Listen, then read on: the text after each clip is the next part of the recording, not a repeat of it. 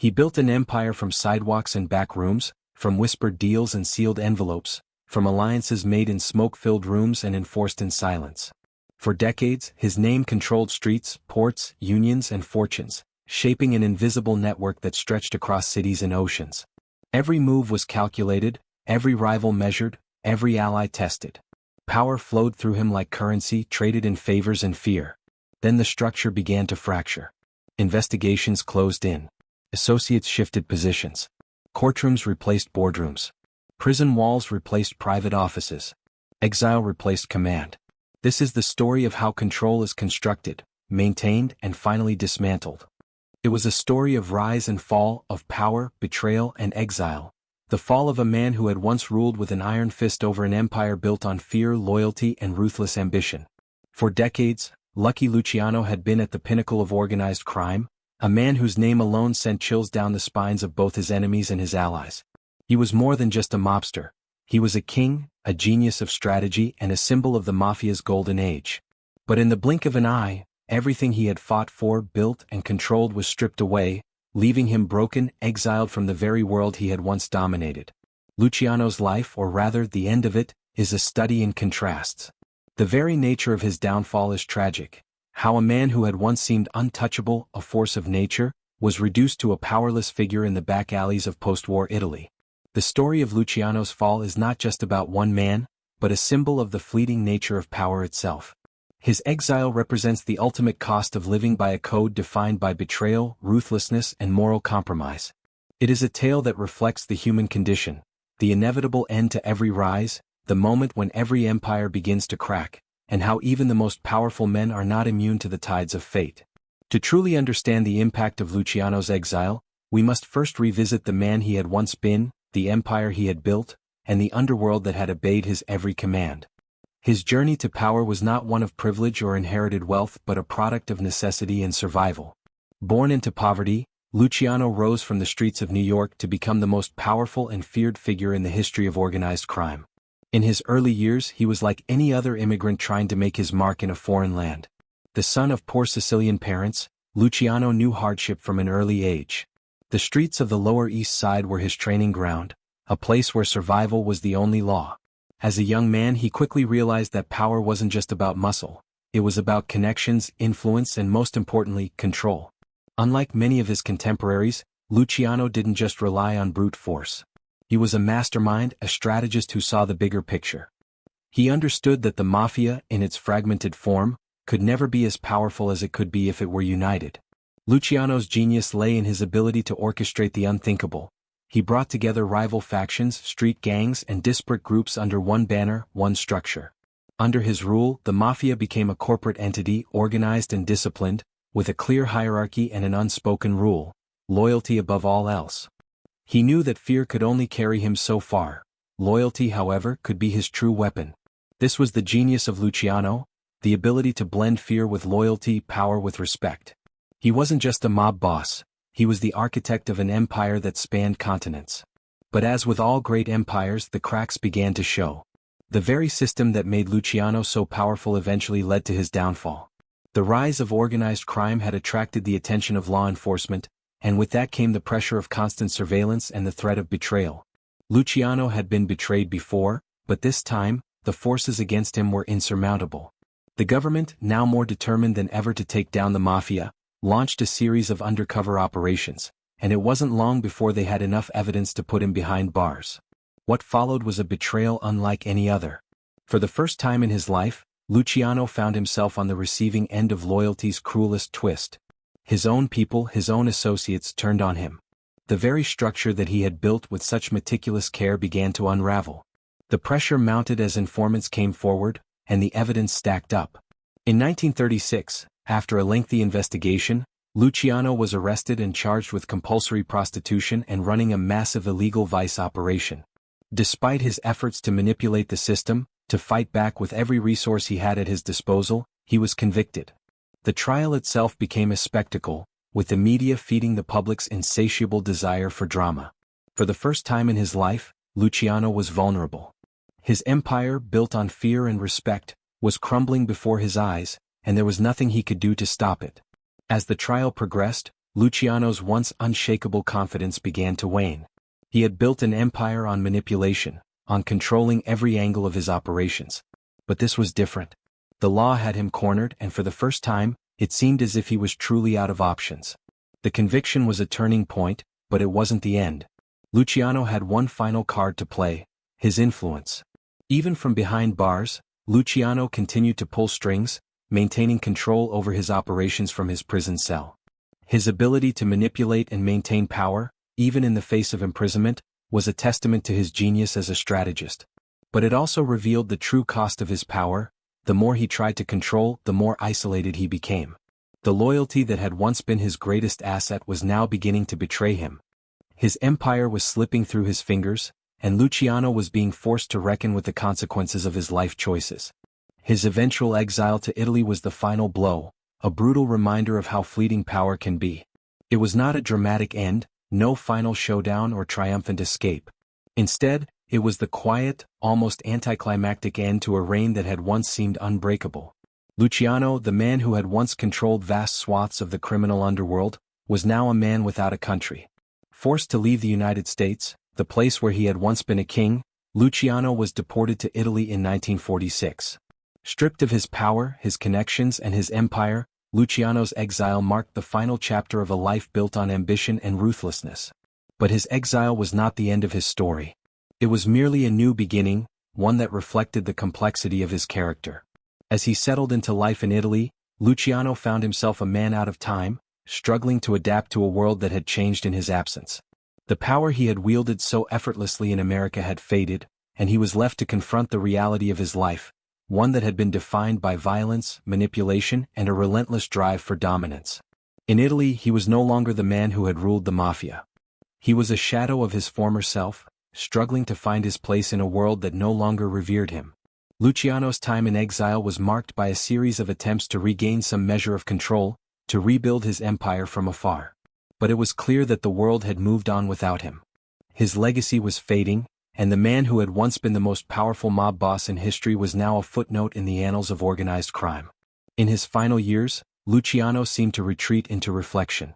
The man who had once been driven by power and ambition now seemed to be searching for meaning in his life. What had it all been for?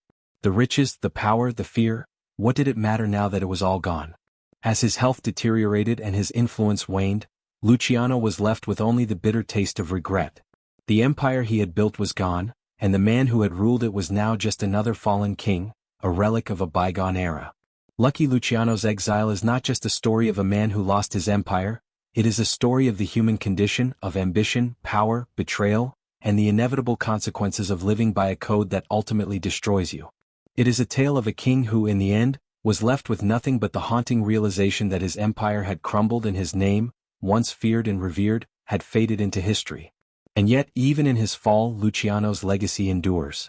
The world may have forgotten him, but the lessons of his rise and fall continue to resonate, a testament to the fragile nature of power and the price of ambition.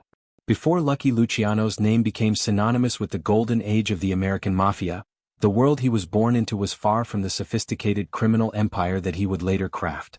The streets were ruled by disjointed, chaotic factions, each fighting for dominance, each operating on their own terms, and none capable of uniting the fractured underworld. The Mafia, as it was known at the time, was more a collection of small-time gangs than the tightly controlled organization it would later become under Luciano's watch.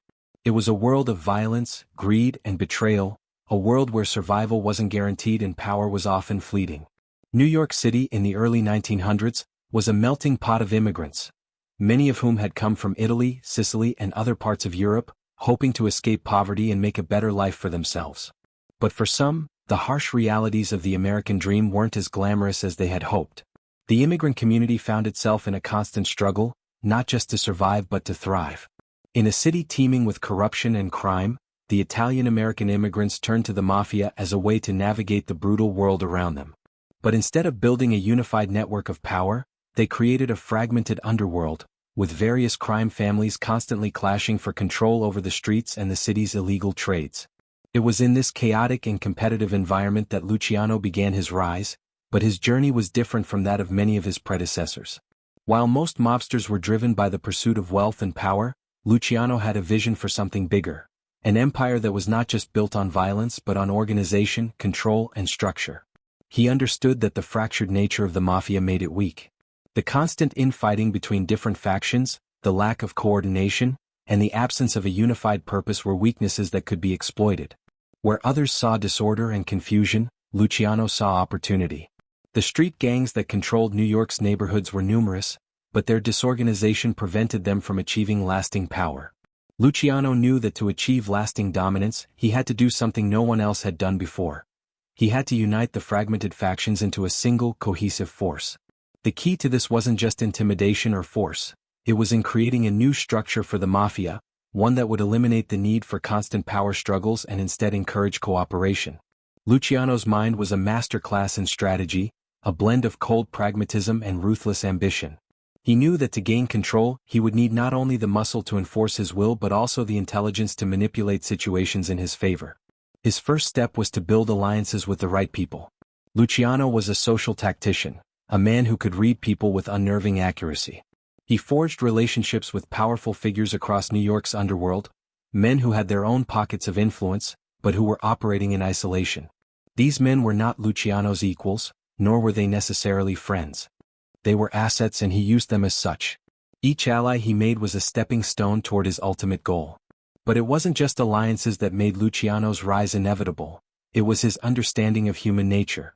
While other mobsters were content to rule with brute force, Luciano understood that the real key to power lay in loyalty and fear, balanced in equal measure. He knew how to manipulate people, how to twist their desires and ambitions to serve his own. He didn't just rely on the age-old Mafia tactic of offering protection in exchange for obedience. He offered something more sophisticated, a chance at wealth and power, a share in an empire that would grow far beyond the wildest dreams of most street-level criminals. Luciano's ability to cultivate loyalty wasn't just about winning over allies, it was also about securing his position by eliminating threats. He understood that in order to maintain his power, he would need to neutralize his enemies, often before they even became a problem. His approach was methodical and precise. When rivals threatened his rise, Luciano didn't hesitate to strike first. He didn't rely on overt violence alone. He was a master at pulling strings from behind the scenes.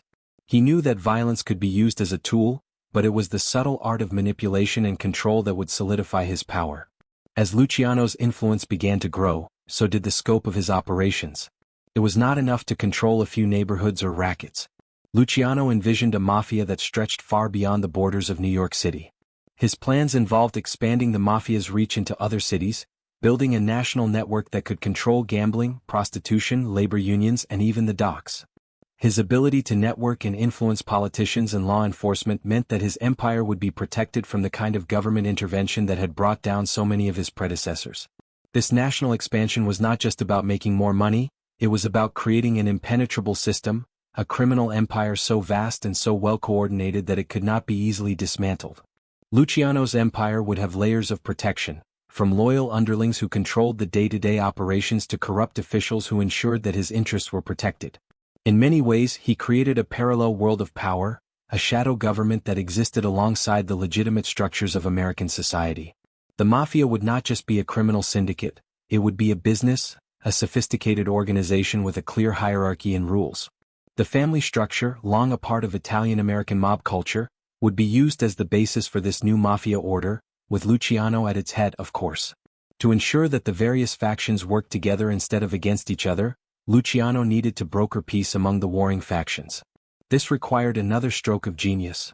Luciano didn't just force the smaller crime families to fall in line. He made them partners in his plan. Through careful negotiation and threats of force, he united the 5 families of New York under his leadership. This was no small feat, as each family had its own leader, its own ambitions, and its own way of doing business. But Luciano understood that their survival depended on unity, and he was able to convince them that working together under one banner would provide them with more power, more money, and more influence than they could ever achieve by continuing to fight amongst themselves. By the early 1930s, Luciano's position was unassailable. He had transformed the Mafia into a well-oiled machine, with clear divisions of labor, strict rules, and an organized structure that ensured stability. He had built a criminal empire that rivaled any legitimate corporation, one that operated in the shadows, but with the same efficiency and discipline as a Fortune 500 company. Luciano was no longer just a crime boss, he was the head of an institution, the godfather of an empire that would shape the future of organized crime in America for decades to come. But while Luciano's rise was marked by strategic brilliance, it was also driven by a hunger for something more, something that went beyond wealth and power. His vision wasn't just to be the biggest mob boss in New York, but to be the mastermind behind a criminal empire that could not be touched by the forces of law and order. In this vision, he wasn't just a figure of fear but a figure of respect. A man who had mastered the art of power, a man who could make even the most dangerous men in the world bend to his will. And in this pursuit of domination, Luciano not only changed the Mafia forever but also reshaped the very nature of organized crime in America. His empire was built not just on violence but on structure, strategy, and an uncanny understanding of human nature. Luciano had not only risen above the chaos of the streets, he had mastered it. But little did he know that in his quest for control, he was also sowing the seeds of his eventual downfall. As Luciano's influence grew, so too did the complexity of his position.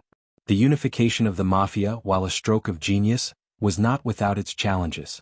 Rivalries that had simmered for years between families would never fully disappear, and new tensions constantly bubbled beneath the surface.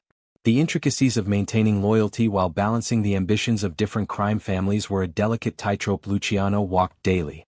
The very alliances that helped him consolidate power could, at any moment, unravel into chaos if not carefully managed. Luciano had to constantly navigate a web of shifting allegiances, power struggles, and personal vendettas. In this world, every ally had the potential to become an enemy, and every enemy an ally. One of the key dynamics at play within the Mafia was the age-old struggle for control of neighborhoods, of rackets, of influence. With each new conquest or strategic partnership, Luciano's position became more powerful, but it also became more precarious. For the crime families he had brought together, the promise of greater wealth and power under one banner had been compelling, but power struggles were inevitable. After all, the men who had ruled their own territories for so long would never fully relinquish the desire for dominance. There were, of course, those who were more loyal to Luciano, men who truly believed in the vision of a unified Mafia under his leadership. But there were also others, just as ambitious, who resented being subordinated to a central authority, particularly one that came from outside their own family's ranks. Among these tensions, the Sicilian Mafia's traditional structure played a pivotal role. Luciano's approach was revolutionary. He sought to build a well-oiled criminal machine with a clear hierarchy, one that was more businesslike than familial. Yet many of his allies, men like the notorious Salvatore Maranzano and others, remained tied to older, more chaotic traditions, rooted in a familial, almost personal brand of loyalty. This divide between Luciano's new modern vision and the more traditional ways of the Mafia would prove to be a critical challenge in the coming years. Despite the fractures and rivalries, Luciano's leadership was undeniable. His strategic mind made him the undisputed kingpin of organized crime in America, and his relationships with other criminal figures, from Chicago's Al Capone to the bosses in other cities like New Orleans, bolstered his position. But power, no matter how consolidated, was a fleeting thing in the underworld. Even the strongest empires could fall prey to internal sabotage. The men Luciano had united under one banner were still, at their core, driven by their own ambitions, and those ambitions didn't always align with the central vision. While Luciano's empire had become more structured and efficient than ever before, it was also a ticking time bomb, waiting to implode under the weight of its own contradictions. It was in these conditions, under the constant pressure of potential betrayal, that Luciano's greatest test would come. As the years passed, his reign continued to expand, but so did the government's efforts to dismantle his empire. The authorities, realizing the scope of his influence, launched increasingly aggressive campaigns to infiltrate and expose the Mafia's operations. The forces against Luciano were no longer just rival gangsters. They included law enforcement, political figures, and the media. The government's crackdown on organized crime reached new heights in the late 1930s, and Luciano's criminal activities, once too vast and sophisticated to touch, began to feel the weight of the law bearing down on them. Though Luciano had always been a step ahead of law enforcement, the pressure was mounting. The very structure he had built, meant to provide stability and control, began to be viewed as a liability. The more organized his operations became, the easier they were for the authorities to trace and infiltrate. Luciano's most daring schemes, his innovations in extortion, the transportation of illegal goods, and his control of labor unions, had brought unprecedented wealth, but they also made him a prime target for federal agents. What had once been a carefully hidden empire was now too visible, too powerful, and too far-reaching to remain undisturbed for long. Amid the growing pressures, Luciano began to lean more heavily on his relationships with political figures, attempting to use his influence to shield himself from law enforcement. This would be another critical aspect of his leadership, the blending of politics and crime. Luciano had an extraordinary ability to navigate the corridors of power, whether in New York City Hall or in Washington, D.C. Through well-placed bribes and carefully cultivated relationships with influential figures, he was able to keep his operations under the radar of federal investigators. Yet even this web of political connections could only go so far. As Luciano's rivals within the Mafia began to grow more restless, the tension within his own ranks began to escalate. The most dangerous of these rivalries came from within his own family, specifically the clash between Luciano and his former ally, Salvatore Maranzano. Maranzano, who had once been an ally in the consolidation of power, began to grow disillusioned with Luciano's methods. Maranzano, a more traditional Sicilian, had come to believe that the true structure of the Mafia should remain grounded in old ways. Each family should maintain its independence, governed by its own rules, its own traditions. Luciano, on the other hand, had a vision of a more centralized organization, one that could operate more like a business and less like a loose collection of factions. This difference in vision created a rift that would eventually lead to violent consequences. In 1931, the rivalry between Luciano and Maranzano reached its breaking point. Maranzano, ever the traditionalist, attempted to establish himself as the undisputed leader of the Mafia, effectively declaring himself the boss of all bosses. Luciano, recognizing that Maranzano's ambition would threaten his carefully constructed empire, took swift action. In a move that shocked even his closest allies, Luciano orchestrated Maranzano's assassination, an event that effectively ended the old guard's hold on the Mafia. It was a bloody and decisive moment that marked the true beginning of Luciano's reign. By eliminating Maranzano, Luciano cemented his position as the undisputed boss, but he also sent a clear message to the rest of the Mafia. Loyalty to him was no longer optional. The old ways were dead and the future belonged to him and his vision.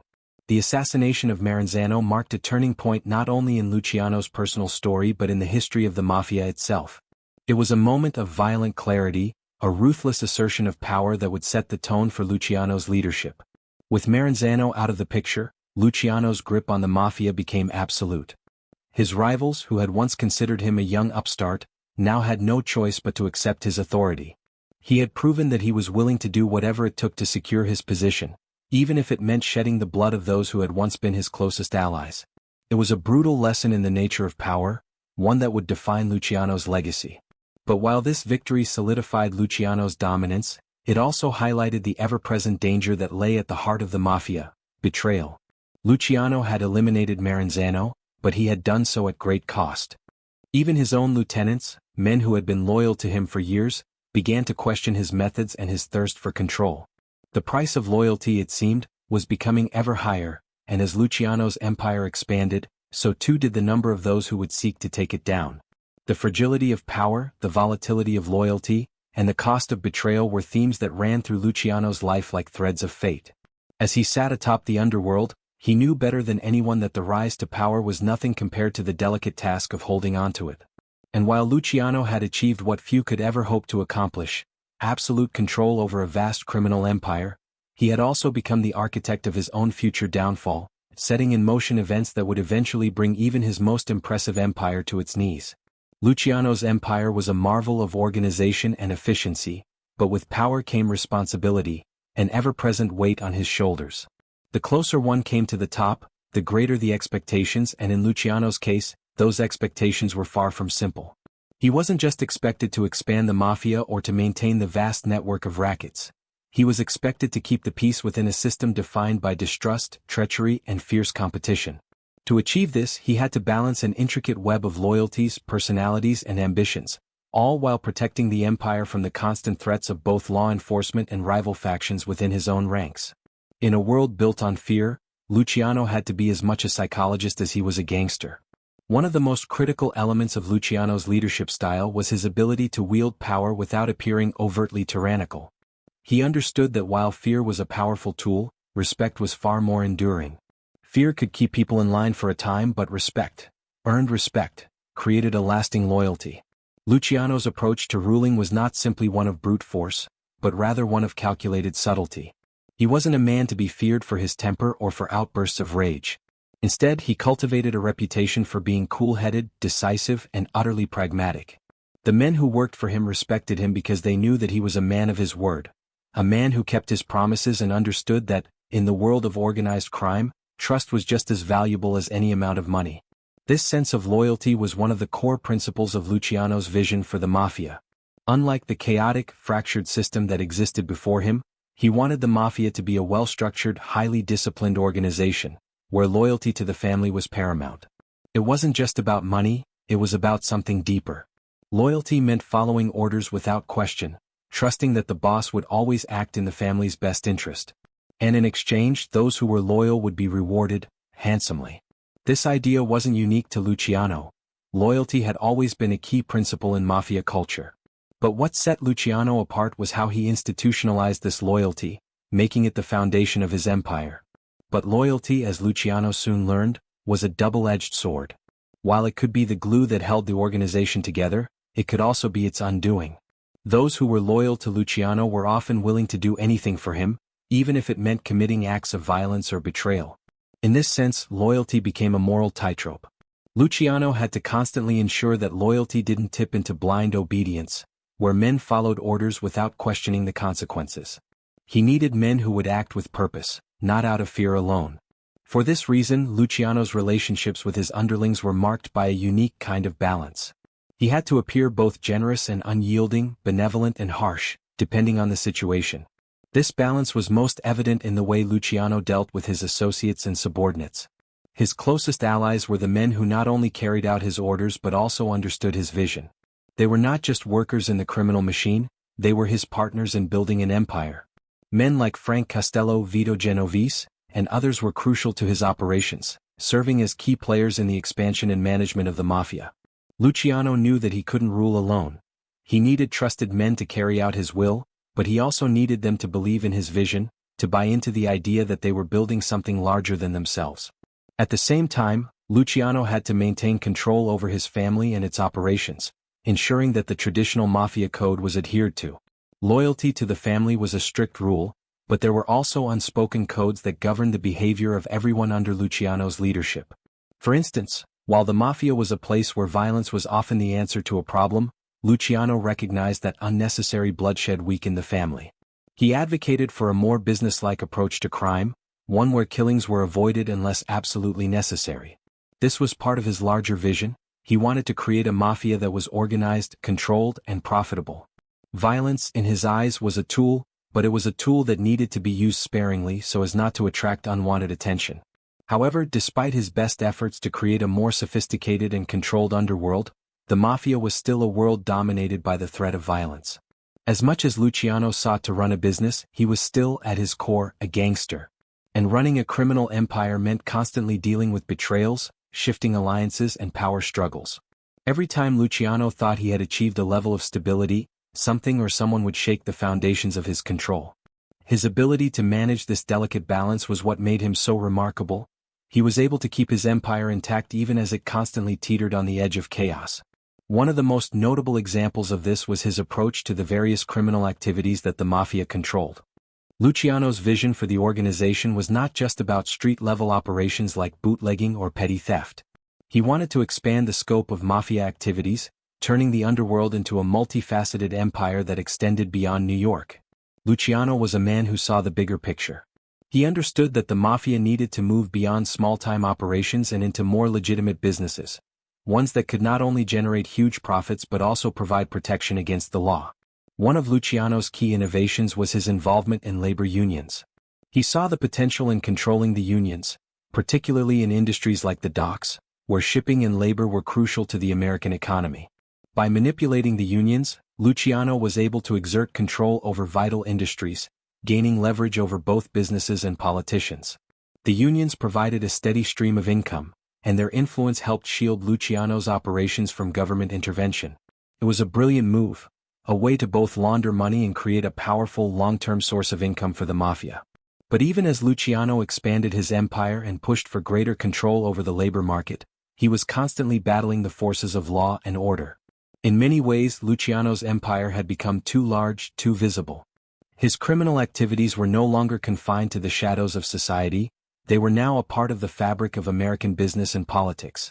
The government's attention was inevitable, and the more Luciano expanded, the more he attracted the scrutiny of law enforcement. But Luciano's genius lay in his ability to stay one step ahead of the law. He had learned early on that, in order to protect himself, he needed to make the right connections with politicians, with law enforcement, and with the media. Luciano's relationship with law enforcement was complex, to say the least. On one hand, he worked tirelessly to avoid the authorities, using his influence and wealth to protect his operations. On the other hand, he had no qualms about exploiting those very same systems when it suited him. Luciano understood the value of corrupting public officials and law enforcement officers. Through a network of bribes and favors, he was able to keep the law at bay, at least for a time.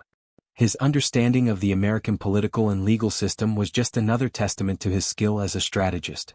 Luciano knew that power wasn't just about force, it was about using every resource available, from the police to the press, to keep his empire running smoothly. But as Luciano's influence continued to grow, so too did the risks. The larger an empire becomes, the harder it is to control and the more enemies it makes. Luciano's reign, built on strategy, loyalty, and force, was a well-oiled machine, but it was one that was constantly at risk of falling apart. For all his brilliance, for all his careful maneuvering, Luciano was not immune to the forces of human nature. The same forces that had brought him to the top were the ones that would ultimately bring him down.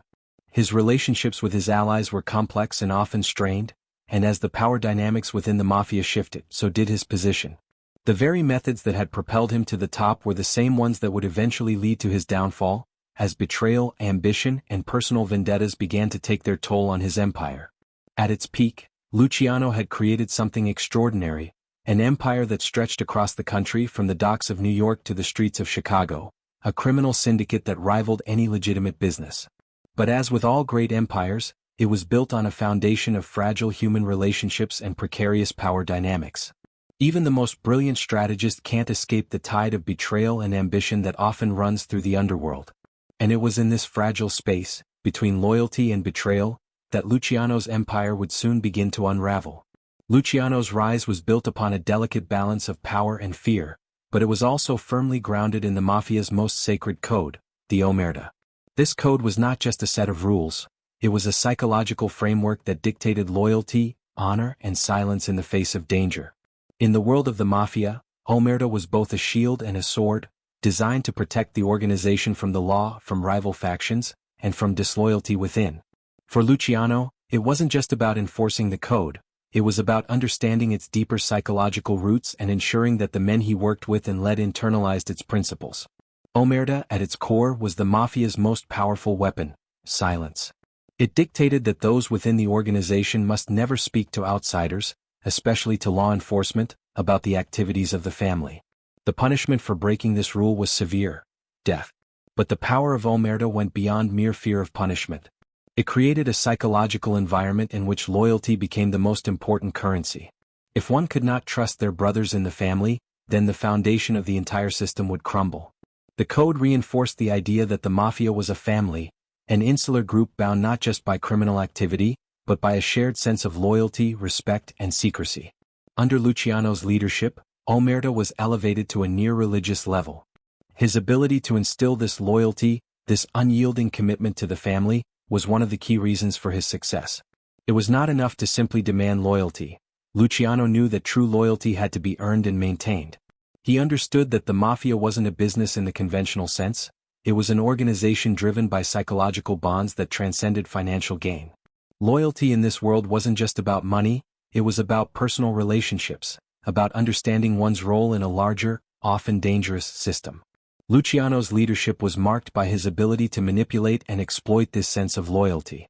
While the men who worked for him feared the consequences of breaking the code, they also revered him for the power he wielded, the stability he provided, and the opportunities he made available. Under Luciano, the Mafia was no longer just about street crime. It became a business, a well-run, highly structured machine that operated with the same efficiency as any legitimate corporation. But this transformation came at a cost. To maintain his empire, Luciano had to enforce the strictest adherence to the code, and the consequences for those who betrayed the family were severe. But loyalty was a fragile thing, and not even Omerta could shield Luciano's empire from the cracks that began to form beneath the surface. As Luciano's power grew, so did the number of those who wanted to challenge him. His ability to manipulate loyalty, his understanding of human nature, was central to his success, but it also made him a target. The very men who were loyal to him could just as easily turn on him as many had before. Luciano's power rested on a constantly shifting foundation of alliances, and while Omerta created an illusion of unity, it was in reality a complex network of interests, desires, and personal vendettas. The psychological weight of Luciano's position became increasingly apparent as his empire expanded. The more powerful he became, the more fragile his rule appeared. Every victory, every conquest, was a reminder of how precarious his hold on power truly was. The loyalty of his men was, in many ways, the bedrock upon which his empire was built, but it was also a ticking time bomb. Luciano had to constantly remind his subordinates of their obligations to the family, and to the code that kept them all safe. He used a combination of fear and reward to maintain control, fear of retribution for breaking the code and reward for loyalty and service. But as with any system based on fear, the potential for rebellion was always present. This tension between loyalty and fear was one of the most powerful psychological aspects of Luciano's reign. He understood that power was not just about holding control over others, it was about keeping them loyal and, most importantly, keeping them silent. The Mafia was a closed system where the outside world was irrelevant.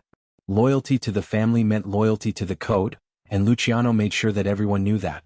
His enforcers, his lieutenants, and even the lower-level soldiers in his empire all understood that betraying the family was not just a crime, it was a death sentence. This was a world where no one could afford to trust anyone outside the circle, and where everyone's fate was tied to their commitment to the family's survival. But loyalty, as strong as it was, could also be undermined. As the Mafia grew, so did the temptations for betrayal. The stakes were higher, the rewards greater, and the risks more severe. The allure of wealth, power, and respect outside the confines of the family became stronger for some. While Luciano kept a tight grip on his underlings, others, men who had not been properly integrated into the system, or who had different ideas about how the Mafia should operate, began to question the code. The very loyalty that had kept the family united was now being tested by personal ambition and greed. What had once been an unbreakable bond of trust was now threatened by the rise of those who believed they could control a piece of the empire themselves. At the same time, Luciano had to constantly guard against the ever-present threat of betrayal from within. The idea of loyalty in silence, embodied in Omerta, was not just a way to prevent the police from infiltrating the Mafia, it was a means of controlling the Mafia's internal power dynamics. Luciano knew that the most dangerous enemies were those who had once been loyal to him. The men closest to him, those who worked alongside him in building his empire, were the ones most capable of turning against him. It was a psychological game, a constant balancing act. He had to keep his allies close but not too close. He had to make them feel like they were a part of something greater, something worth sacrificing for, but he had to be ready to deal with any signs of disloyalty before they became serious threats. Despite these challenges, Luciano's mastery of Omerta helped him maintain control for a remarkable amount of time. The very idea that no one could speak to the authorities, that the law had no place within the Mafia, created a world unto itself. The underworld was insulated, protected by a wall of silence and loyalty. In this world, the consequences for betraying the code were absolute. Even those who worked their entire lives for Luciano were not immune to its wrath if they faltered. The code, in many ways, defined the Mafia's very identity. It was not just a matter of protecting criminal enterprises, it was a matter of preserving a way of life, a world where loyalty to the family was the highest virtue, and silence in the face of law enforcement was the only way to survive. Luciano's success in enforcing this code was what allowed him to operate at the scale he did. He had surrounded himself with men who understood that their fate was tied to the survival of the family. These men were not merely criminals, they were loyalists, bound by an unspoken agreement that their silence would ensure their prosperity. But the very loyalty that made Luciano's empire so strong was also the thing that made it so fragile. As his empire grew, so did the number of people who were willing to challenge him, either for personal gain or out of resentment for his methods. The psychological pressure of maintaining loyalty, in a world where everyone had something to lose, eventually became one of the greatest threats to his reign. Omerta, while a powerful tool, could not fully protect him from the human instincts that led men to betray their own. In the end, Luciano's manipulation of loyalty and fear, his mastery of the psychological underpinnings of the Mafia, allowed him to build one of the most formidable empires in criminal history. Yet it also became the mechanism that ensured his eventual downfall. Power, once gained, could never be fully held without the constant pressure of maintaining loyalty, trust, and silence. The code that had made him a king would also be the thing that helped destroy him, as betrayal and ambition quietly eroded the foundations of his reign. Luciano's transformation of the Mafia into a sophisticated and highly profitable business enterprise was not limited to organizational structure or loyalty. It was also rooted in the way he approached the business of crime itself. In many ways, his approach to the criminal world mirrored that of a corporate CEO managing a vast network of operations. He saw the Mafia as a collection of businesses, each with its own revenue streams, risks, and management requirements.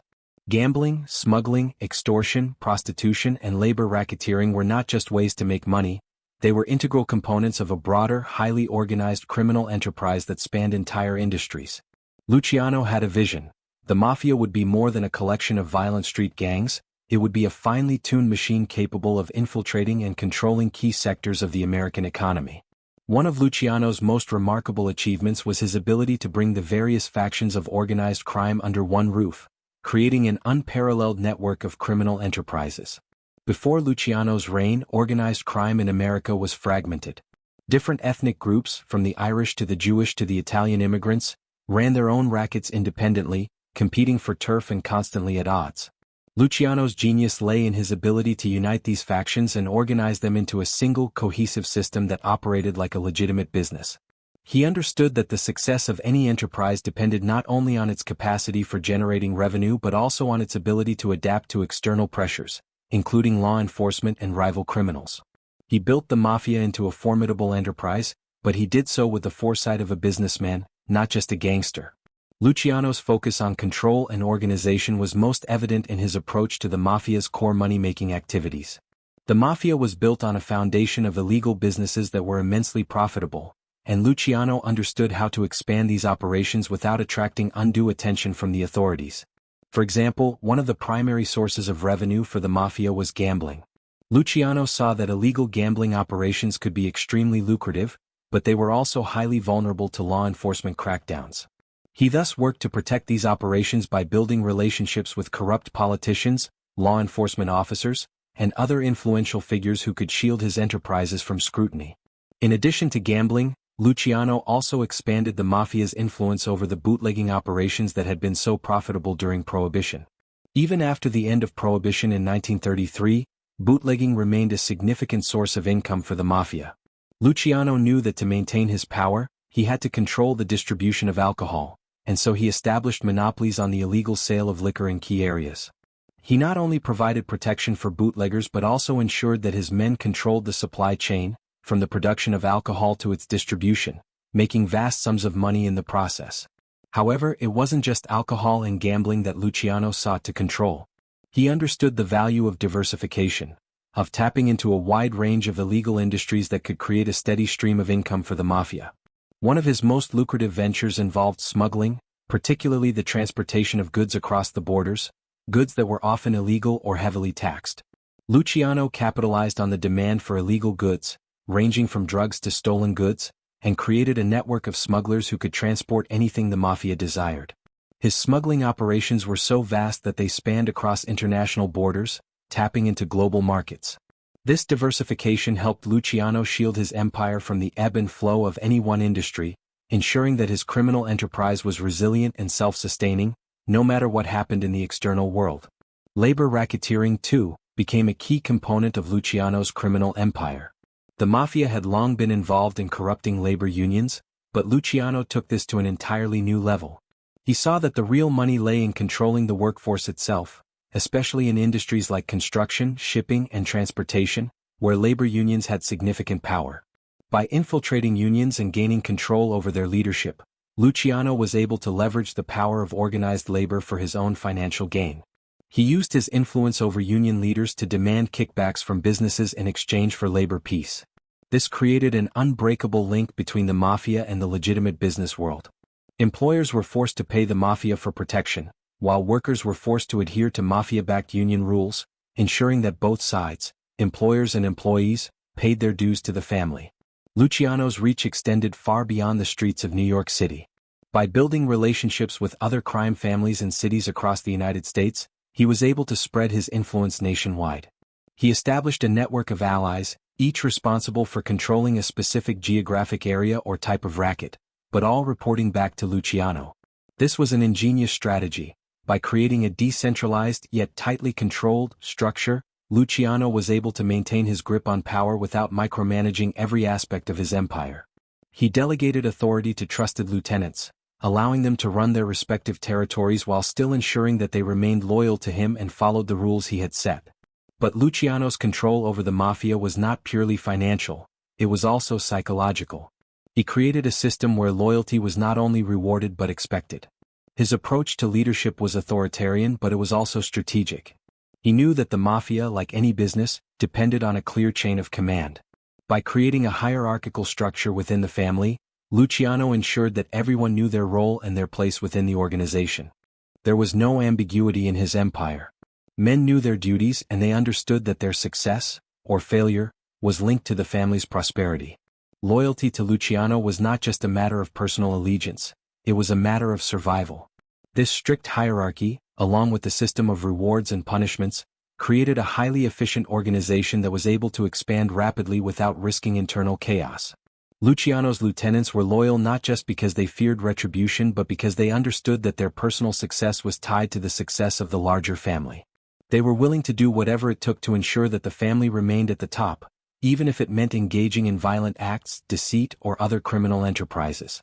This loyalty, built upon both fear and respect, was what allowed Luciano to expand the Mafia from a local organization into a national powerhouse. But the cost of this expansion was high. Luciano's rise to power was accompanied by constant battles for control, both within the Mafia and against external threats. The more money he made, the more enemies he accumulated. Rival crime families, jealous of Luciano's success, sought to undermine his authority. Corrupt politicians, law enforcement officers, and businessmen who had once been his allies, turned against him as his influence grew. It was a delicate game of power, one that Luciano played with skill and precision, but the more ambitious he became, the more fragile his empire seemed. Despite the growing threats to his power, Luciano continued to expand his criminal empire. He remained a master at adapting to the shifting tides of the underworld, finding new ways to generate income and maintain control.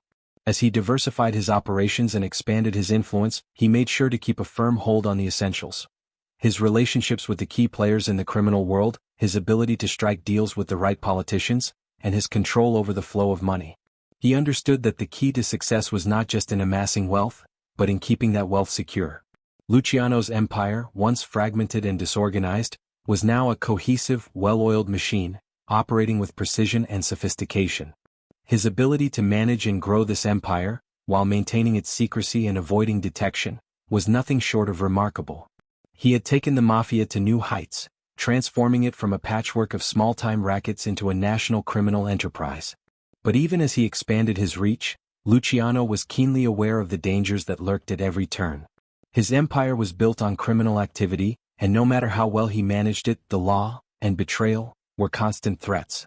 The power he had so carefully cultivated was always at risk of unraveling, but Luciano's ability to stay one step ahead of the law and his rivals kept him at the top for far longer than anyone could have predicted.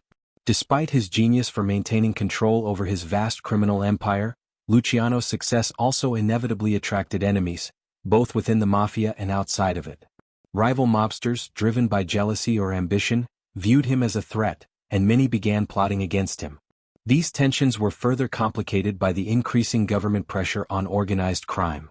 By the mid-1930s, law enforcement agencies, notably the FBI under J. Edgar Hoover, were beginning to realize the magnitude of Luciano's operations. The government's relentless pursuit of organized crime was no longer just a matter of local police forces trying to contain mob activity, it had become a national campaign to dismantle the very foundations of criminal power. With the stakes rising, Luciano's world would soon face a reckoning. One of the most significant challenges to Luciano's dominance came not from external forces but from his own ranks.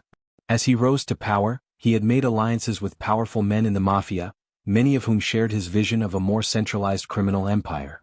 However, as with all power structures, loyalty could only go so far. The same men who had helped Luciano consolidate his power were also those who resented his growing control over every aspect of the Mafia. These men were not blind to the shifting dynamics. They saw Luciano's increasing influence as a sign that he was consolidating not just wealth, but absolute power. And in the world of organized crime, absolute power was a dangerous thing. It bred resentment, jealousy, and, eventually, betrayal. One such figure who would play a pivotal role in the unraveling of Luciano's empire was his former ally and fellow crime boss, Salvatore Maranzano.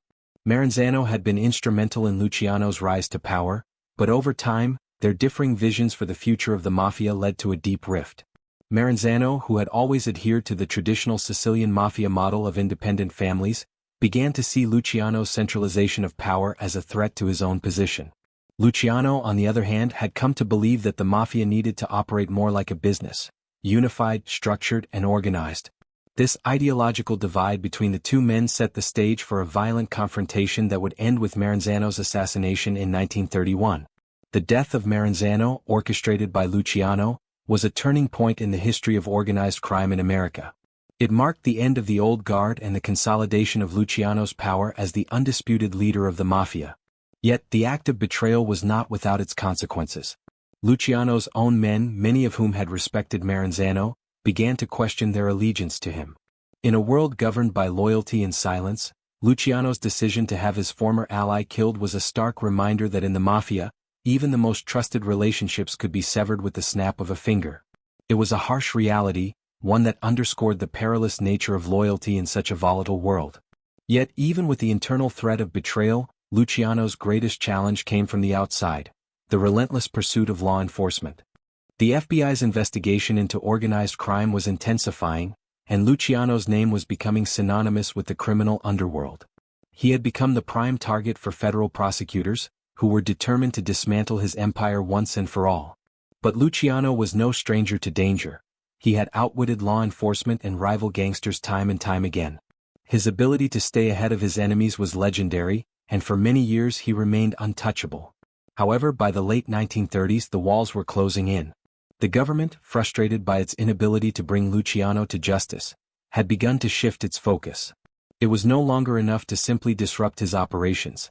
It was now a matter of making a concrete case against him. The key to bringing down Luciano lay in his ties to labor unions, an area where his influence was immense. The government's breakthrough came when they were able to link Luciano to a series of illegal activities involving labor racketeering, where he had used his control over the unions to extort money from businesses in exchange for peace and protection. In 1936, the government finally made its move. Luciano was arrested on charges of compulsory prostitution, a crime that was tied to his control over the unionized labor force. The trial that followed was nothing short of a spectacle. The media swarmed around the courtroom, eager to catch a glimpse of the notorious crime boss who had become a legend in his own time. Luciano's reputation preceded him, and the public was riveted by the drama unfolding in the courtroom. However, despite the charges against him, Luciano was still a formidable figure. His legal team was skilled, and he had powerful connections in both the legal and political worlds. But in the end, the case was damning. The evidence against him was overwhelming, and the jury returned a guilty verdict. Luciano was sentenced to 30 to 50 years in prison for his role in the prostitution ring. The ruling was a significant blow to his empire. The man who had built an unshakable criminal network was now locked behind bars, facing the harshest punishment possible. Yet even as Luciano sat in prison, his influence remained vast.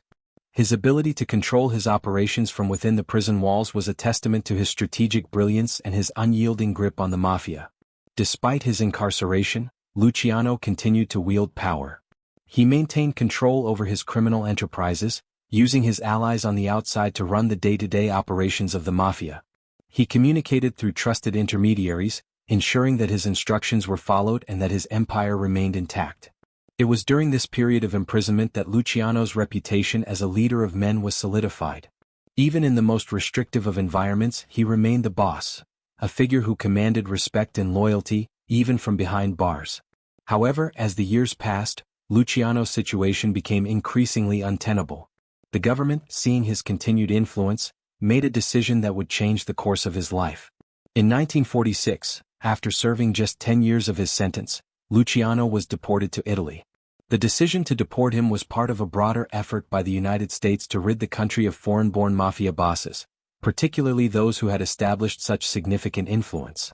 It was also an attempt to sever Luciano's ties to the American Mafia and remove him as a symbol of the underworld. For Luciano, the move to Italy marked the end of an era. He had spent most of his life in America, building an empire that spanned the globe.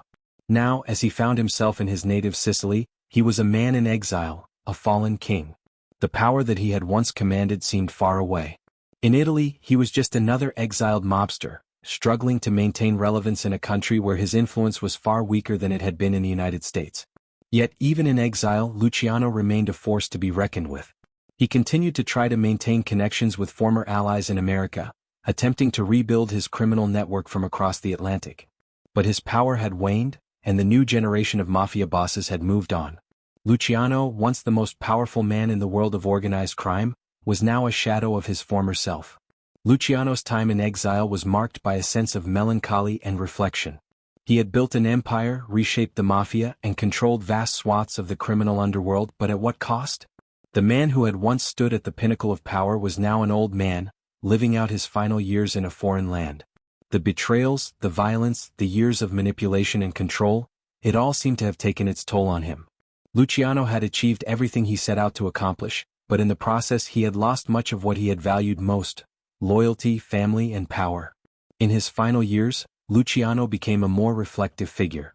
He had lived a life filled with triumph and tragedy, and as his days grew shorter, he could not help but look back on the empire he had built and the price he had paid for it. The loyalty that had once been the bedrock of his criminal empire had ultimately been his downfall. It was loyalty that had driven men to betray him, loyalty that had kept him in control for so long, and loyalty that had ultimately left him isolated and alone. Even in exile, Luciano remained a figure of fascination and myth, a man who had risen to the pinnacle of criminal power and had seen it all slip away. His story became a lesson in the fragility of power and the cost of betrayal in a world governed by loyalty and fear. In the world that Luciano had built, the Mafia was not just an organization. It was an intricate, delicate web of relationships held together by fear, respect, and above all, the ever-present threat of violence. But as much as he had structured his empire with efficiency and ruthlessness, there were forces beyond his control, forces that even a man of his stature couldn't keep at bay forever. As the story of his reign unfolds, one cannot ignore the web of betrayals, double dealings, and shifting alliances that defined Luciano's empire during its height and ultimate downfall. The early years of Luciano's reign had been marked by triumphs. His ability to consolidate power was unparalleled, his methods unorthodox but highly effective. He brought order to a disorganized world of rival factions, transforming the Mafia into an organization with clear structure and hierarchy. His methods of business-like operations had brought tremendous wealth, not just to him but to the entire underworld. Yet with the success came risks, and as Luciano's power grew, so too did the animosity toward him, both from within his own ranks and from the outside world. As Luciano's empire expanded, so did the internal fractures.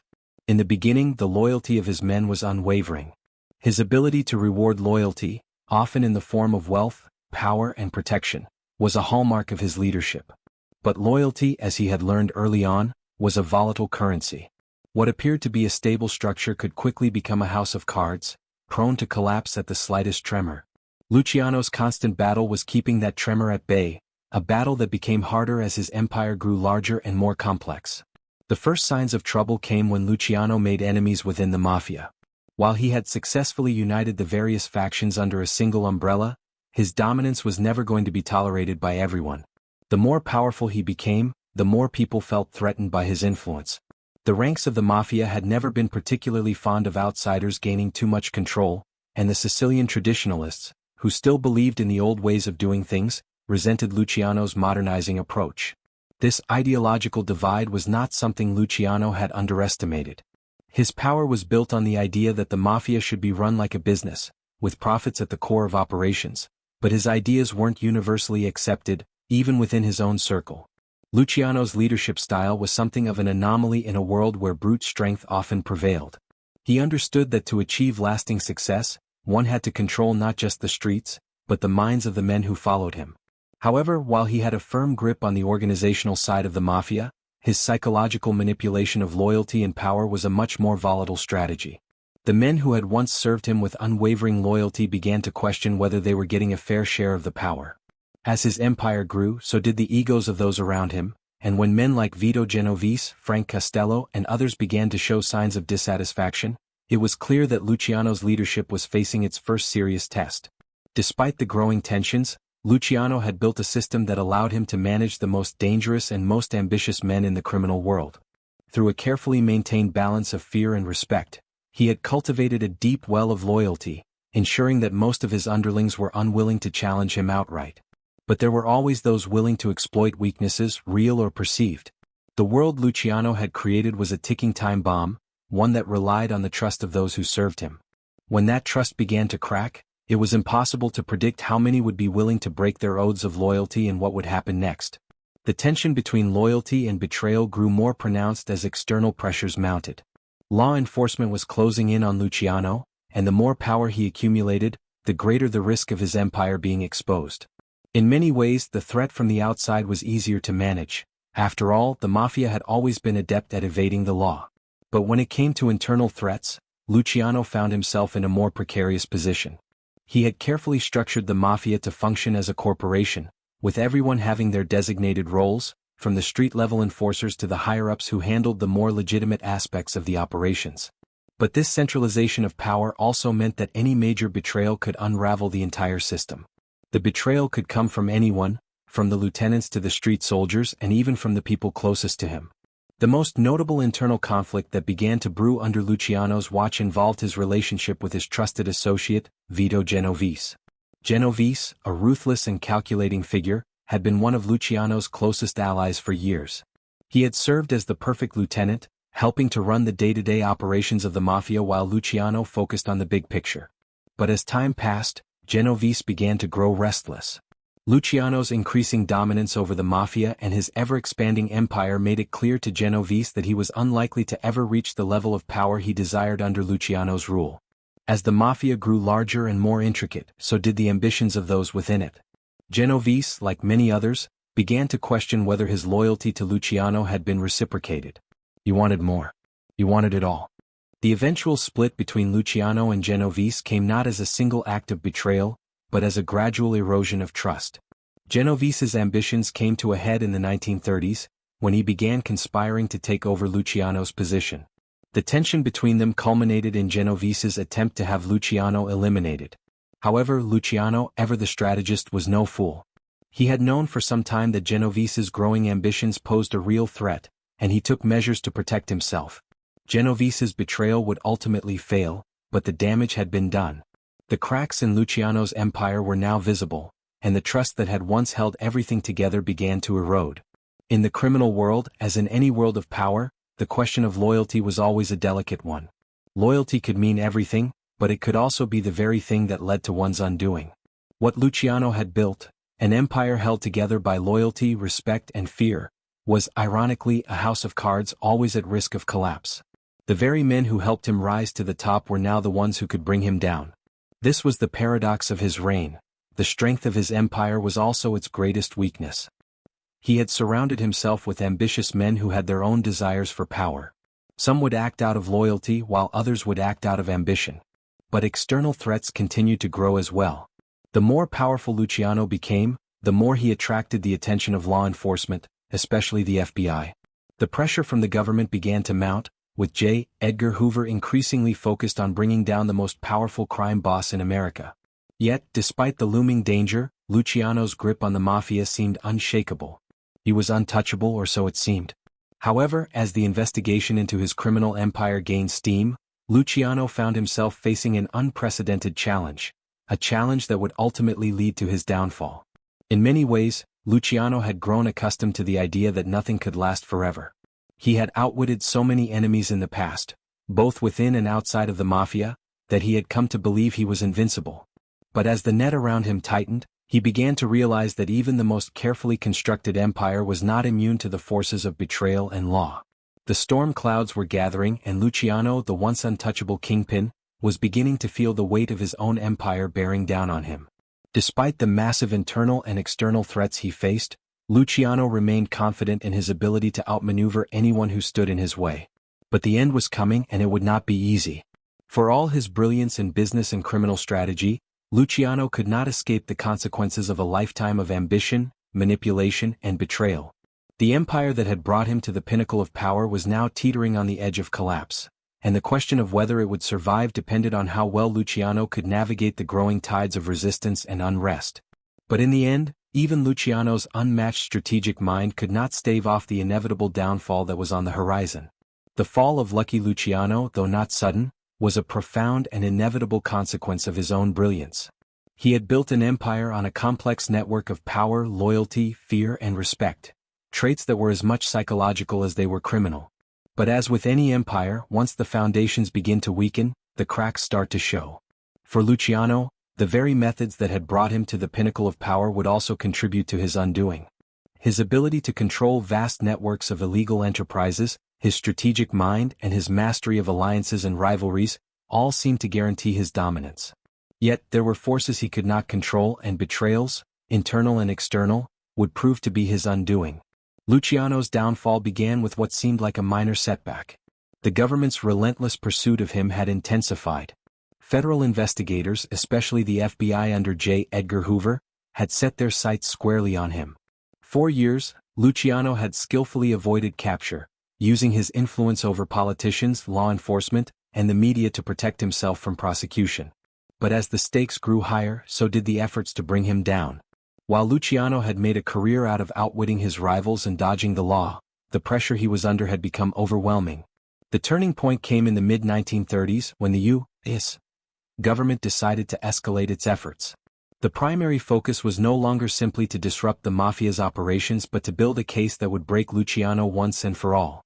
The government realized that Luciano was the key to bringing down the entire criminal organization. He was the face of the Mafia, its leader, its mastermind. By taking him out, they hoped to destabilize the entire structure. To accomplish this, the government needed to tie Luciano to a criminal activity so significant that it would result in a conviction, something that would stick. The breakthrough came in the form of his association with a prostitution ring, a crime that was not only highly visible but also deeply entrenched in the Mafia's operations. Luciano's arrest in 1936 was a momentous event, one that shocked the criminal underworld and the public alike. He had built his empire on the backs of countless men and women, managing everything from gambling to labor racketeering, to bootlegging and smuggling. Yet it was the charge of compulsory prostitution that would bring him down. The case against Luciano was ironclad.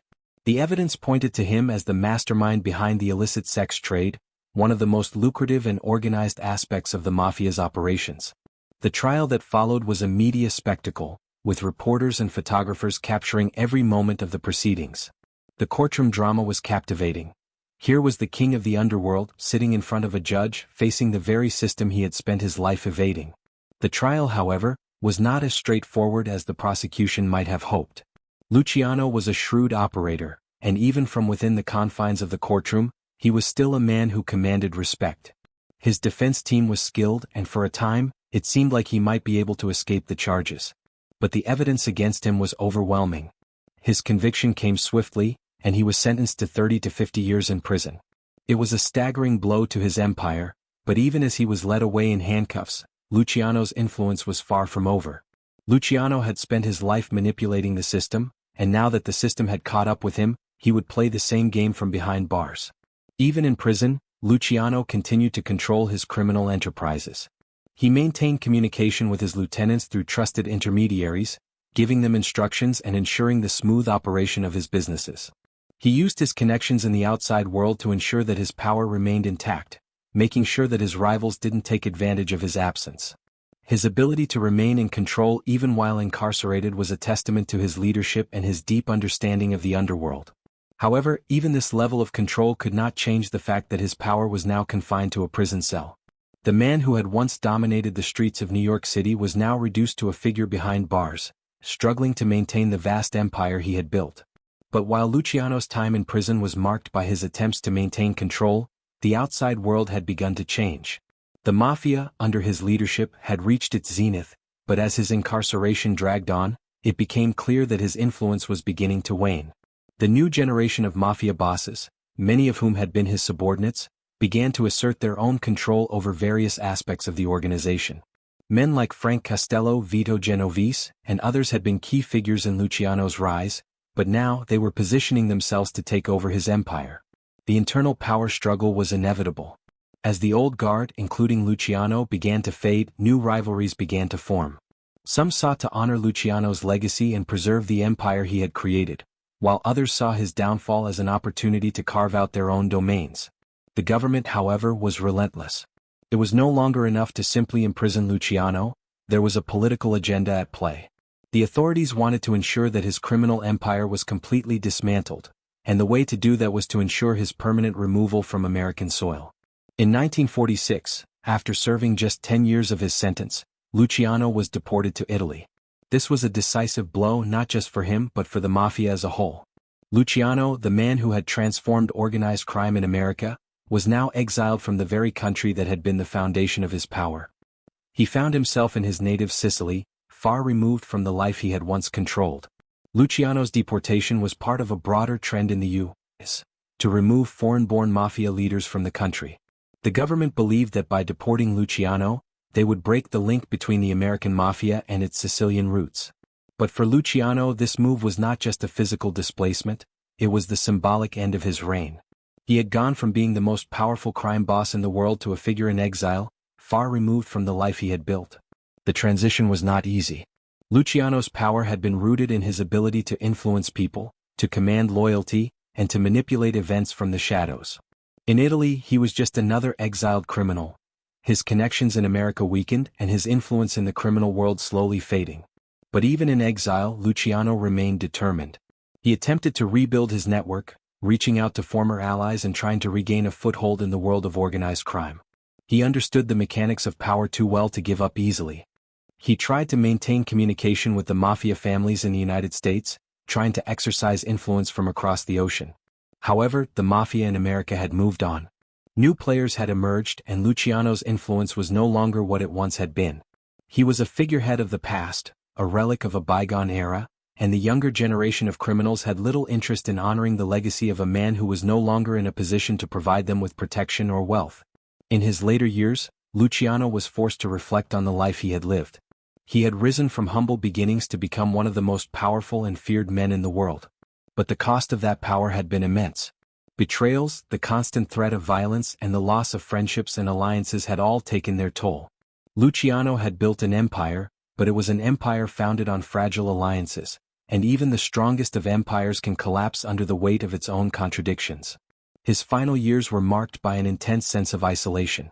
He was a king without a kingdom, a man who had once commanded loyalty from thousands, but who now found himself abandoned in a foreign land. Luciano's legacy, while undeniable, was a complicated one. He had transformed the Mafia from a fractured collection of independent gangs into a powerful, organized force that controlled entire sectors of the economy.